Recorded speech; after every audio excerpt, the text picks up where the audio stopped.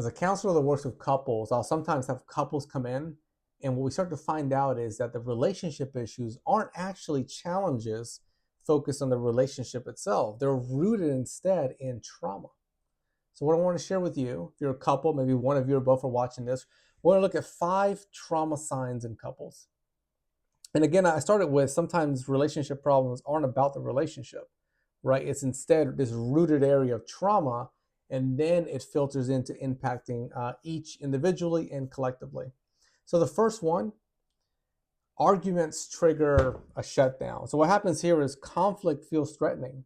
And it's typically because of the trauma. So you may find that you're arguing with your partner, and that argument itself, it escalates. It just goes from 0 to 100, or it triggers some sort of shutdown to just, you got a fire going for conflict, you put water in, it shuts down.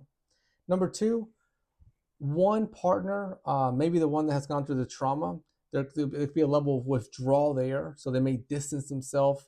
Why? To feel safer, right? Safer from that interaction.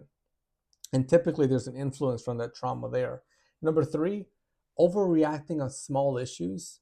And what happens is the old wounds, right? That's really what's happening. It's an overreaction on the old wounds that had to do with the trauma. So now in the present relationship, the here and now, the conflict there, right, is triggering an old wound.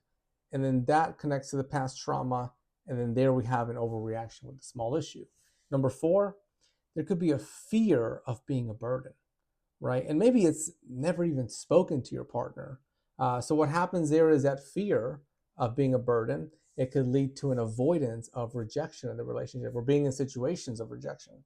And the last one, number five, repeating repetition, patterns, arguments, repeating that same thing over and over, that can often be connected to a sign of a trauma.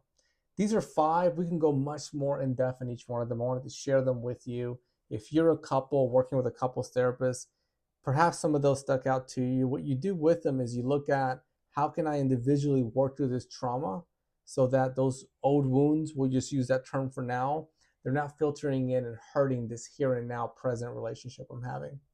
If you found the video helpful, watch some of the others that go a little bit more into this. I will see you in the next video.